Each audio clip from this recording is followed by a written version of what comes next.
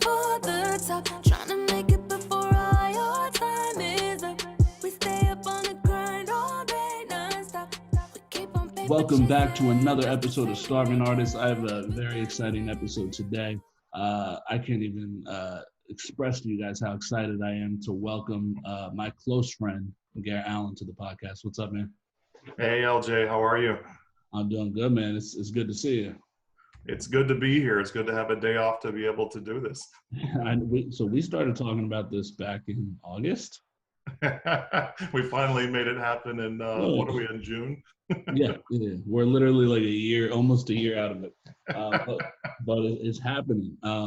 So for those of you listening who don't know, you should know because he's amazing. But he is an author, and if you haven't yet, pick up every single one of his books and give them all a read. Garrett, I don't know if you've heard the podcast, but I always start these things off asking the guests where they're from and asking, what was that moment for you when you realized that this writing is what you wanted to do?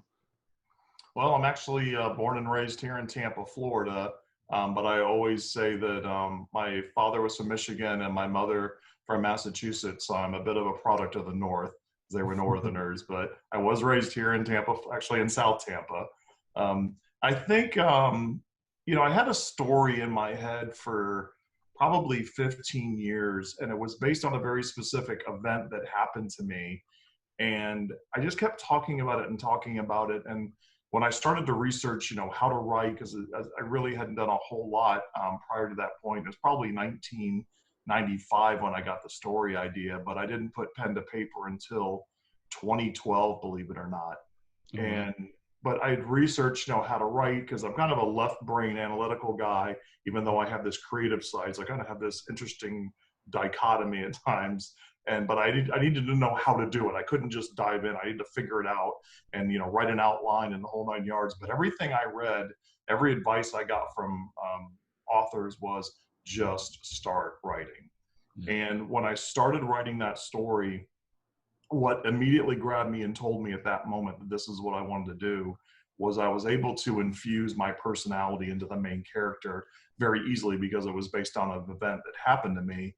But writing me and being able to be me times 10 and say some of the things that I've thought but never vocalized, or do some of the things I thought about doing but never did, the freedom of letting that character kind of do what I, had dreamed or didn't have the guts to do in real life, just absolutely just grabbed me. And I was like, oh my God, this is amazing. I can be anybody and do anything in these stories. And that's what grabbed me. And the first, it was a short story and it was just so well received and did so well. And I was so excited, and that was it. It grabbed me and I just ran from there. That's amazing. So you said 2012, right? Yeah, I didn't start writing till 2012. So let me. How old were you in 2012? Can I ask that? Yeah, you can. It's not a big secret. So we're in, what are we in 2020? So that's 8 years ago. So I was 43. So it was that creativity in your brain, the thought of the story had been in your mind for so long. Was it fear, or just maybe fear of inadequacy, or what might it have been that made you wait so long to do it, since it had been on your mind? I was heavily working out for about 11 years, 5 days in the gym. I was working a regional job, and I was traveling 4 states. And I think I was more into the physical thing and, being out there, and I was golfing and doing all these outside physical activities. So I think I was just in that stage of my life where I was in really good physical shape. And so I was enjoying that aspect, but I always had this tug, on the others, and on emotional side and that artistry side. And my work did allow me, I wrote policies and procedures for work. I was able to put together, a lot of documents for the company.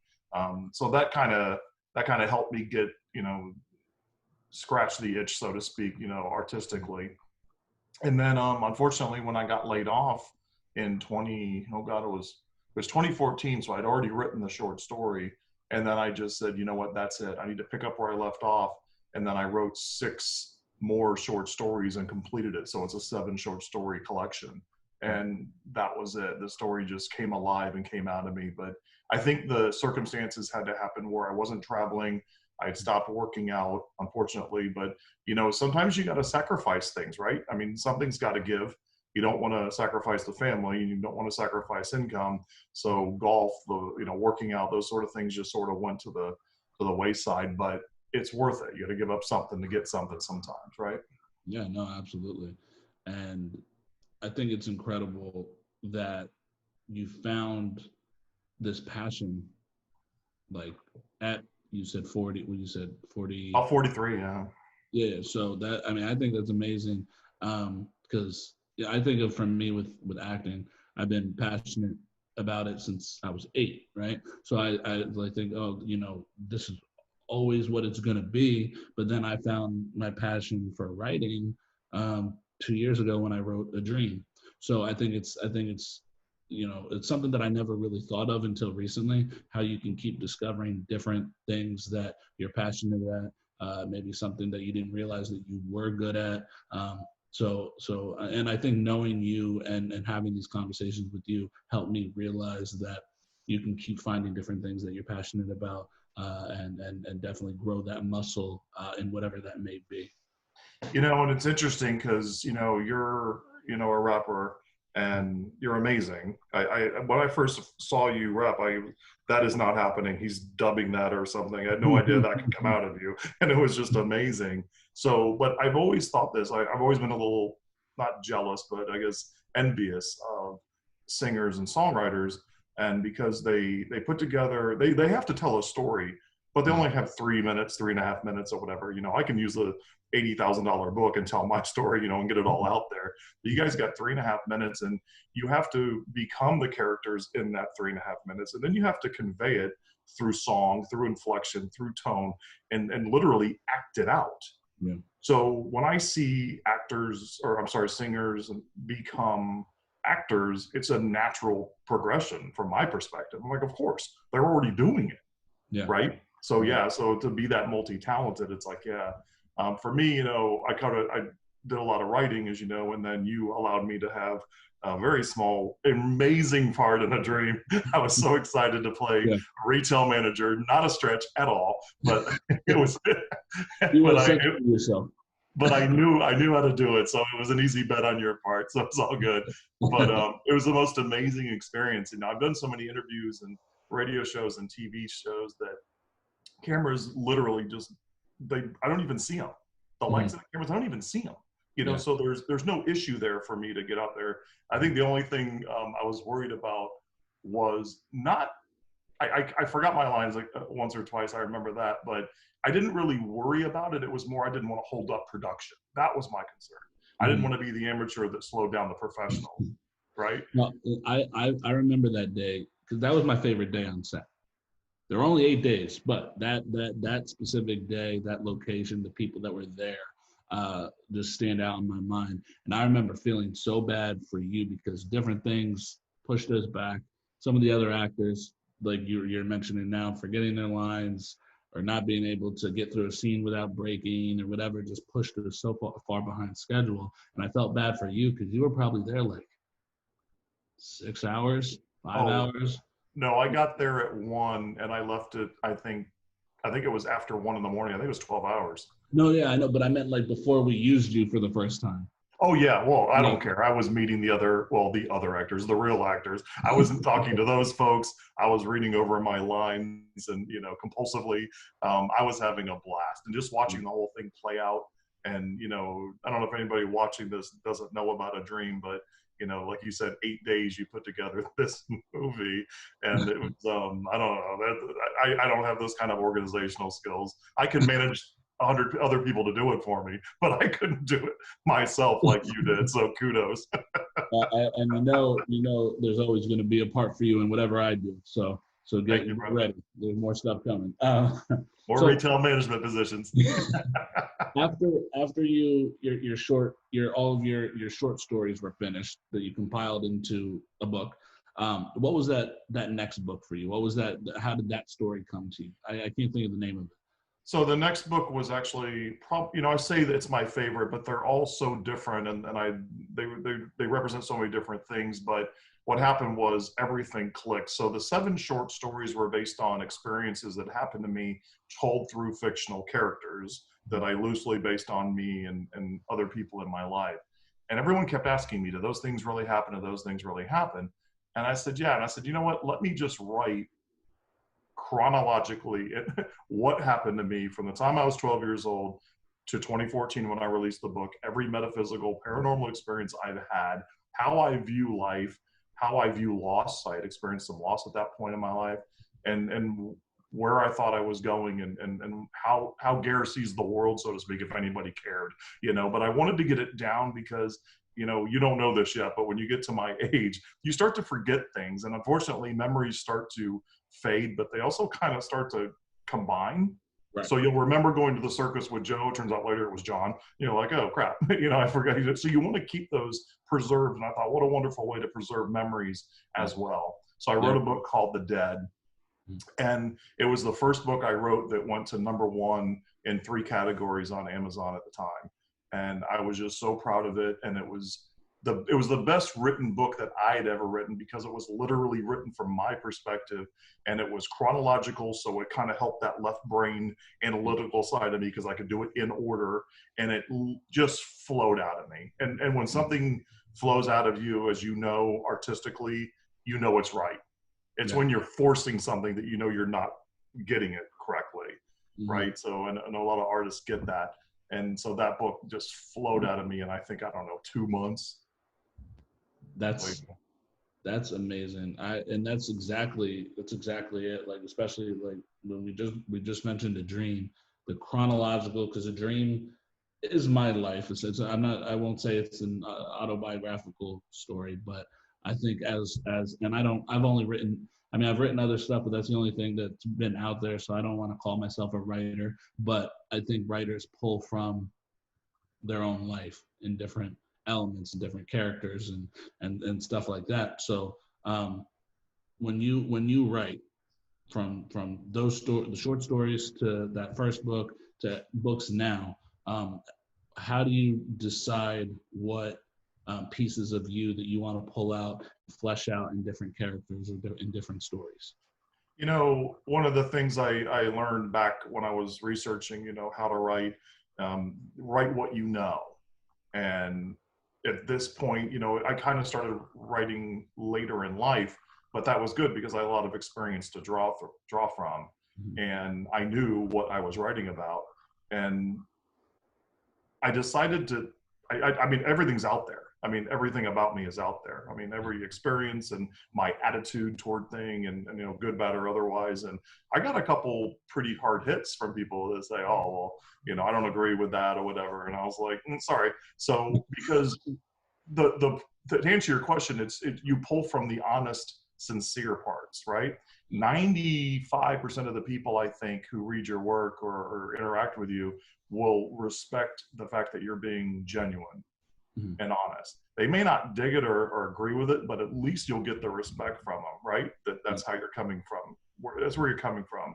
And plus it gives you an opportunity to say, hey, here's what I think. And then you can kind of discuss it if there is some sort of opposition or disagreement. And the struggle I had, though, was, okay, I've got a scene with a 14-year-old girl. It's like, oh, how the hell do I write that?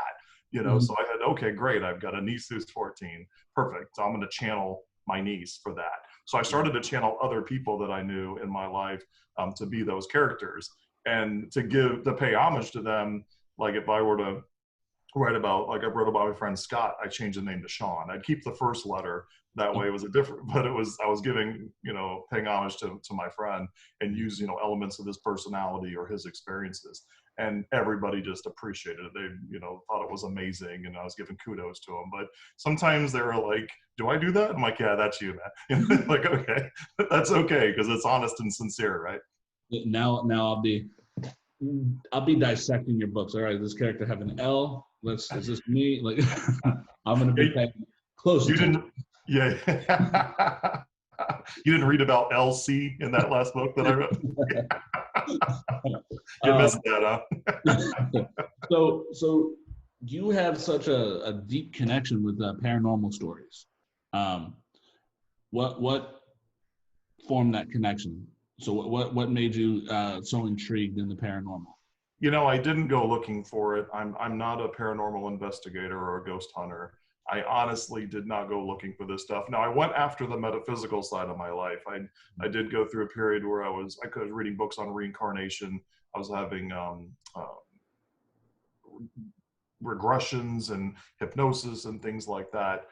But you know, the first thing that happened to me was I was 12 years old, and I was in bed, and my bedroom was at the top of the stairs, and I was just laying there, and the family dog was at the foot of my bed, and without warning, the bed just lifted off the ground a couple inches, and it wobbled a little bit, and then it just dropped, and it was a very heavy wood bed, and my dog jumped up, my limbs moved, you know, giving me proof that this actually happened, and I'm just frozen in terror. And just then, my brother had been walking up the stairs, and my door was sort of open just a little bit, and he pushed it open the rest of the way, and the light from the hallway came in, and he goes, "What was that noise?" And I, you know, again, giving me more confirmation that, you know, he had heard what had happened. And I didn't say anything. I'm sure I was white with terror, and he just shook it off as another, you know, weird little brother moment and walked off. And from that point, I just knew that there was something else out there. You know, I never explained why that happened. And, you know, I had a lot of other experiences throughout, but it was then that I said, okay, there's something to it. And something about that experience also, you know, working retail all your life, it really just wears you down. You know, you get worn down with people, and it's mundane, you know, but the money's good. But, you know, you're like, you just crave something outside of the day-to-day physical life kind of thing. And I think the paranormal and the metaphysical sort of say, hey, there is something different and bigger and outside of this, and something outside of, more exciting out of what you're doing. And I think that was the big draw for me. I was like, okay, there's something else. I'm not just wasting my life going to work, working 50 hours a week in retail and coming home and, you know, eating a TV dinner or whatever it is I'm doing, you know? Yeah. So when I was a kid, I'm curious if you've ever experienced this. Trying to think of like sleep paralysis. When I was a kid, I used to, is that what it's called? Sleep paralysis? Yeah. When I was a kid, that used to happen to me all the time. And I can't really remember like specifics of it. I just remember being terrified. I remember actually one time I was probably like maybe like 11. And when I was a kid, whenever I was sick, for some reason, I didn't want to sleep in my bed. I wanted to sleep in the living room. And that was my thing. When I was sick, I would sleep in the living room. And I remember I was asleep, and I woke up probably about midnight or something like that, if I remember correctly. And I think the TV was on, and I was like stuck. It was the first time that it happened, and it's probably why it's the only one that sticks in my brain. But I was stuck. I couldn't move, and it was like this like little round ball of light that was like, if you've ever had like a bouncy ball and you've been in a room and you've thrown it at the ground and it bounces all over the walls, it was kind of like that, but it was light. And I just remember being terrified and like telling my family about it, and they're like, "Oh, it's just a bad dream. You're fine." But it happened. It happened a lot for a couple of years of different things like that. So have you ever had any experience like that? Wow. Not like that. I've never experienced the bouncing ball. I mean, you know, I've seen apparitions, and the sleep paralysis I definitely had when I was younger. And not only was there, I'd wake up and I couldn't move, but I was trying to scream. And of course, your voice won't even work, although you can kind of just faintly hear the air coming out, but you're trying to have a full on scream, right? Yeah. And I do remember knowing that there was someone right behind me, you know, but I couldn't turn and look. But yeah, I've had a lot of different experiences in the sleep. You know, I read up on that, and there was a thought that, well, there were a lot of explanations, and the most common one was you were astral projecting, and as you were coming back in, you consciously woke up before you fully came back in. You know, your spirit came back in your body, and so you didn't have control of the motor skills. That was the metaphysical explanation of the most common one. And then right behind that was you were being attacked. See, And that makes sense. Like, it makes me. I don't know if you ever saw the movie Insidious. I did. and that because that's kind of what was it? What did you say? Astral. Astral projection. Because that was a big theme in that movie, and I always felt like that was kind